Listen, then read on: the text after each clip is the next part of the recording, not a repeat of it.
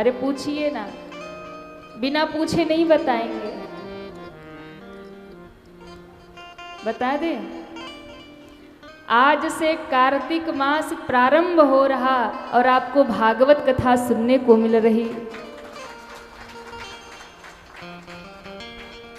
कार्तिक मास प्रारंभ हो रहा और ऐसे पवित्र पावन महीने में, कार्तिक महीने में यदि श्रीमद् भागवत की कथा सुनने को मिल जाए तो ये अपने आप में परम सौभाग्य की बात है। क्यों? देखो, वैसे तो भगवान की कथा सत्संग जब मिल जाए तब ही सौभाग्य है। कथा तो हर समय प्रभु की कृपा से ही प्राप्त होती है, भगवत कृपा से ही प्राप्त होती है। इसलिए भगवान की कथा तो जब भी मिले, हर समय उस कथा को आप स्वीकार करिए, श्रवण करिए, हर समय सौभाग्य की ही बात है। लेकिन कुछ ऐसा समय होता है जिसमें भक्ति का भी फल अनंत गुना मिलता है। कुछ ऐसा समय होता है कि जिसमें भजन करने का भी फल अनंत गुना बढ़ जाता है। वैसे तो घर में आप रोज ही दीपक जलाते हैं, पर दीपावली के दीपक का तो महत्व ही अलग होता है।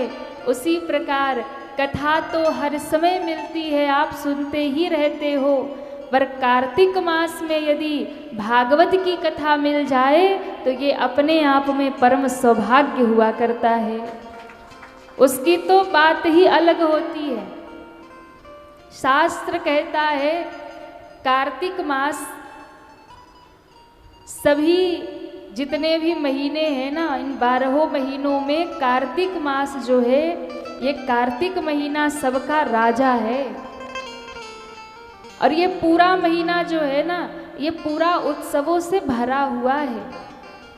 ये पूरा महीना भक्ति से भरा हुआ है। इसी कार्तिक मास में देव दीपावली आती है, देव उठनी एकादशी आती है। इसी कार्तिक मास में दीपावली भी आती है। तुलसी शालिग्राम का विवाह भी किया जाता है, करवा चौथ भी आता है। ये पूरा महीना, अहोई अष्टमी भी आती है।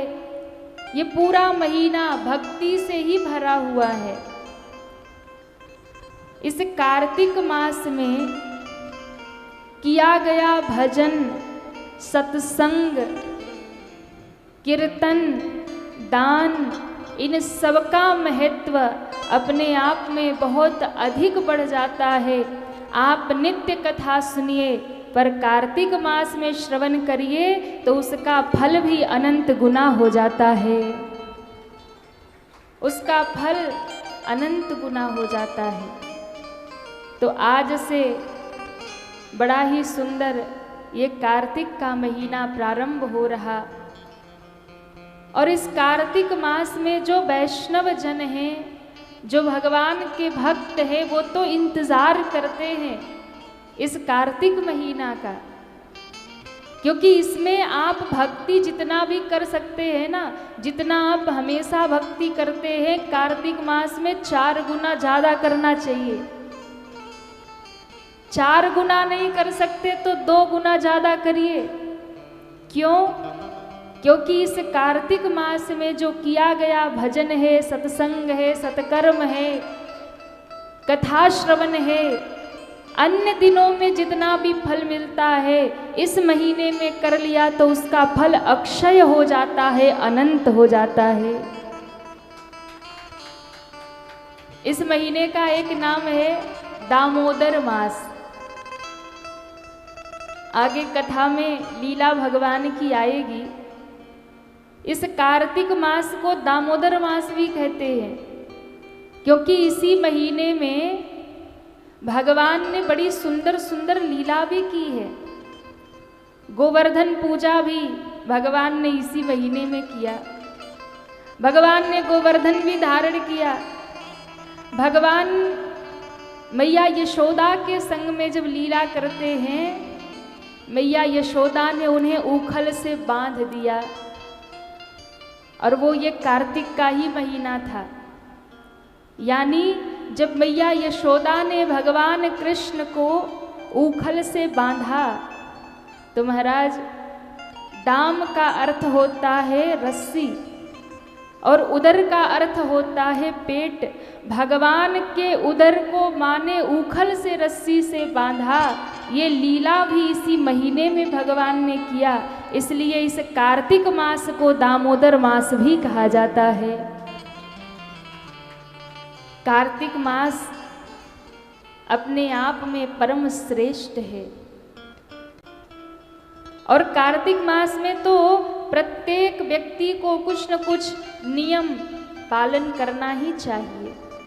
आप अधिक नहीं कर सकते तो कोई एक नियम ले लीजिए, कुछ भी एक सेवा ले लीजिए, एक नियम ले लीजिए, उसे पूरे महीने निभाइए। पहली बात तो कार्तिक मास जो है ये स्नान का और दान का बड़ा महत्व है। इसमें स्नान का तो बहुत महत्व है, इसलिए कार्तिक मास में तारों की छांव में स्नान करना चाहिए, यानी भोर में स्नान करना चाहिए, सूर्योदय के पहले स्नान करना चाहिए। और संभव हो ना तो किसी पवित्र नदी में जाकर स्नान करिए। अगर जिसको सुलभ हो जाए गंगा जी यमुना जी तो परम सौभाग्य है, पर सबको तो मिल नहीं सकती गंगा यमुना जी। तो गंगा यमुना जी ना मिले तो अपने गांव के क्षेत्र के अपने आसपास कोई पवित्र नदी हो, कोई दिव्य तालाब हो, वहाँ स्नान करिए। वो भी संभव नहीं है तो अपने घर की बाल्टी में ही 2 बूंद गंगा जल डालिए, यमुना जल डालिए, तीर्थों का जल हो डाल लीजिए और फिर बाल्टी भर के घर में ही हर हर गंगे करिए तो गंगा स्नान का फल मिल जाएगा। अब बताइए हमारे सनातन में कितनी सुविधा है। आप गंगा जी नहीं जा सकते तो गंगा जी आपके घर में आने को तैयार है, पर ध्यान ये देना है कि बाल्टी भर के गंगा जल नहीं डालना है। कई बार क्या होता है, हम बाल्टी भर लेते फिर ऊपर से ला के गंगा जल डाल के और नहा लेते, वो जल फिर गंगा जल नहीं बनेगा। क्यों? जल में गंगा जल कभी नहीं मिलाना चाहिए, गंगा जल में जल मिलाना चाहिए। यानी आप कई बार पूजा के लिए भी जल भरते हैं ना कलश में, लोटे में, तो पहले ऐसा नहीं कि घर का जल भर लिया फिर ऊपर से गंगा जल डाल लिया, फिर वो गंगा जल नहीं है। पहले गंगा जल डालिए, फिर उस गंगा जल में अपने घर का जल डालेंगे। तो पहले 2 बूंद ही गंगा जल डाला है और 1 लोटा घर का पानी भर लिया तो वो पूरा का पूरा गंगा जल ही बन जाएगा। ये गंगा जी की महिमा है। तो पहले घर की बाल्टी में गंगा जल डालो, फिर ऊपर से नल का जल डालो, फिर हो गया 1 बाल्टी गंगा जल तैयार। अब हर हर गंगे करके स्नान करो।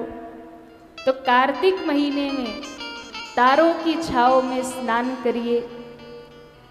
दूसरा नियम, जितना हो सके भगवत नाम का जप करिए, भगवान का सुमिरन करिए।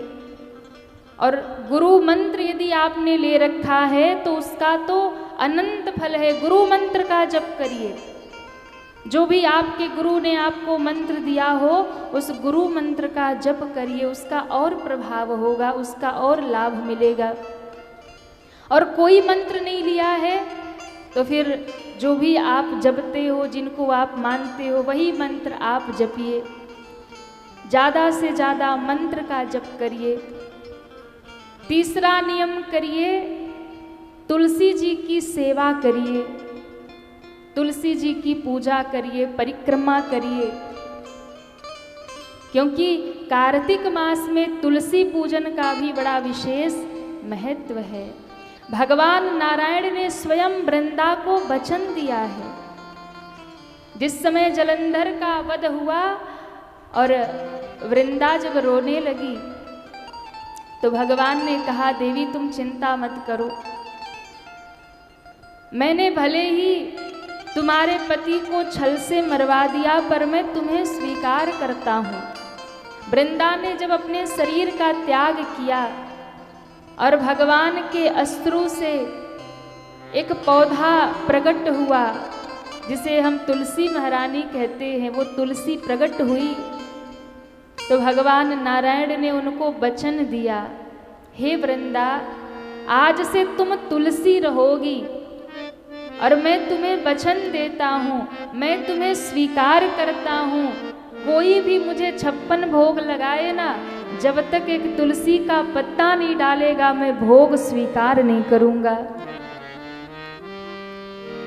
और भगवान ने कहा कार्तिक महीने में शालीग्राम रूप में, हे तुलसी मैं तुम्हारी छाया में निवास करूंगा, मैं तुम्हारी छाया में रहूंगा, 1 महीने तक मैं निवास करूंगा। वैसे तो भगवान नित्य ही तुलसी जी में निवास करते हैं, पर कार्तिक में तो विशेष वचन दिया है ना। और जो भी तुलसी के नीचे दीपदान करेगा, तुलसी का पूजन करेगा, परिक्रमा करेगा, जल समर्पित करेगा, मैं तृप्त हो जाऊंगा और मैं उसकी सारी मनोकामनाओं को पूर्ण कर दूंगा। ये भगवान नारायण ने सती वृंदा को, तुलसी को वचन दिया है। इसलिए 1 महीने तक भगवान तुलसी की छाया में निवास करते हैं।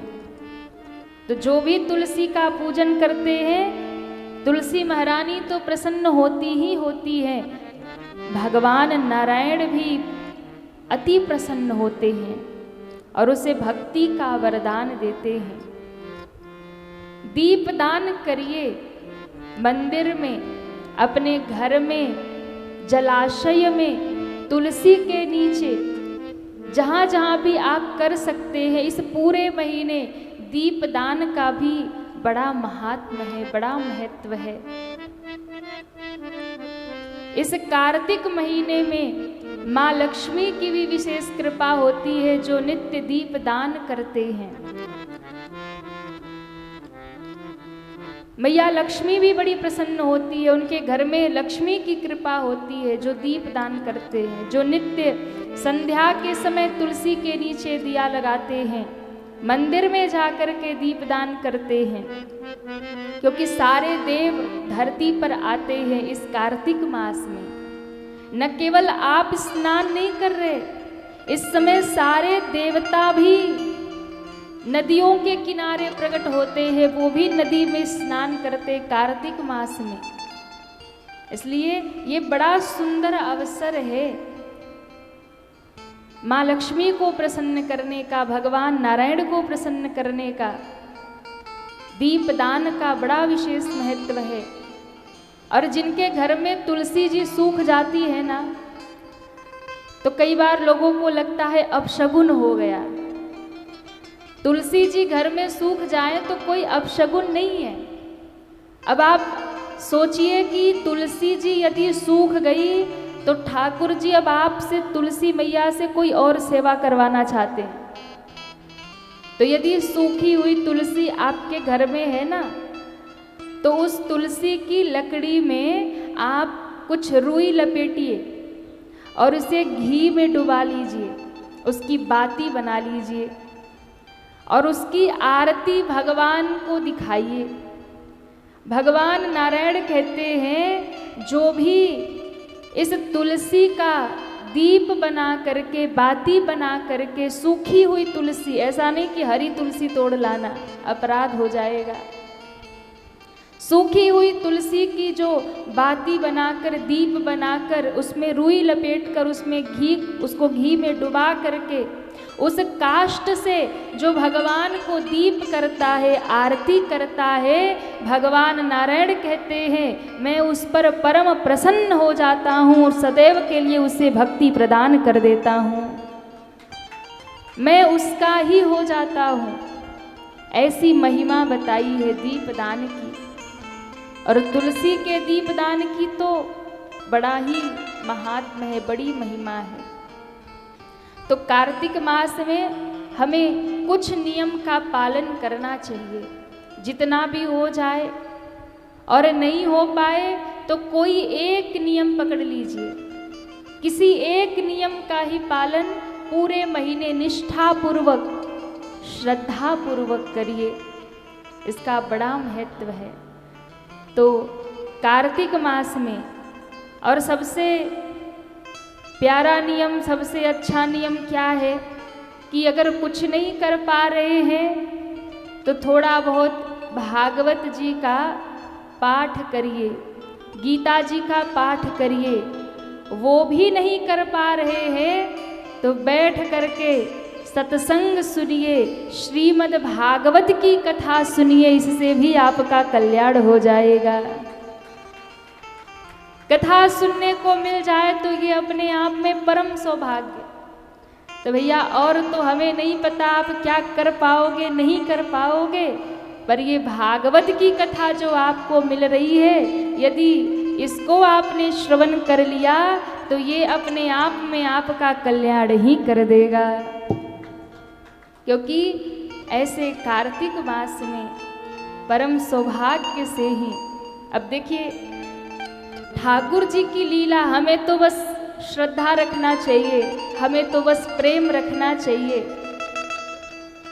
अब प्रभु आपसे क्या सेवा करवाएंगे, आपको क्या सौभाग्य देंगे, वो तो उनके हाथ में होता है, हमारे आपके हाथ में नहीं होता, ये भगवान के हाथ में होता है।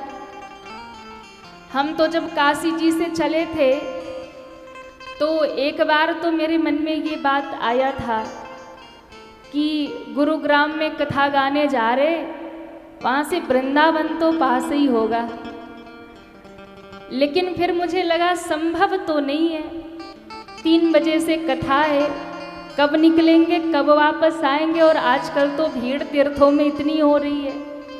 फिर मुझे लगा नहीं, संभव नहीं है।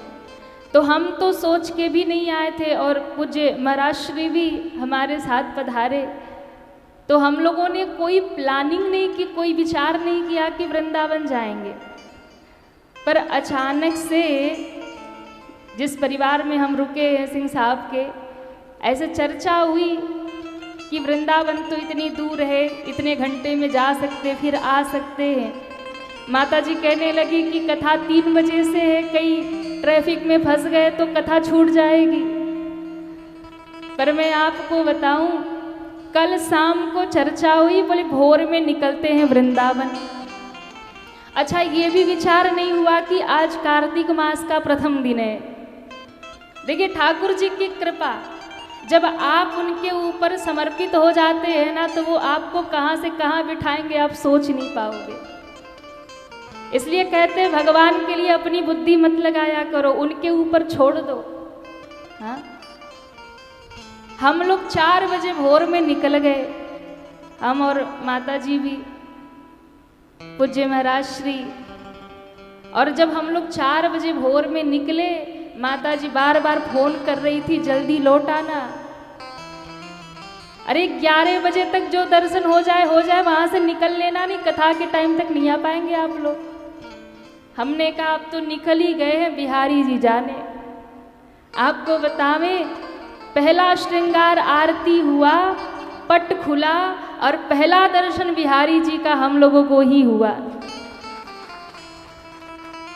और ऐसा दिव्य दर्शन हुआ, महाराज 2 मिनट में पर्दा लगे और हटे। हमने कहा हाँ भाई लगा लो पर्दा, कहीं नजर मिलेगी तो साथ ही चल देंगे। हाँ, 2 मिनट में पर्दा लगाए और हटाए। अब बिहारी जी का दर्शन तो बड़ा दिव्य हुआ। फिर हम लोग निकल गए, पता नहीं कौन से गेट से निकले, चलते गए, इतने में सामने यमुना जी का दर्शन हो गया। फिर हमने देखा बहुत सारे भक्त परिक्रमा दे रहे थे। मैंने कहा वाह ठाकुर जी की कृपा देखो, आज कार्तिक मास प्रारंभ हो रहा, पहला दिन बिहारी जी ने भी दर्शन दिया और यमुना महारानी भी प्रकट हो गई। उनका उनका भी दर्शन किया, स्पर्श किया, दीपदान किया।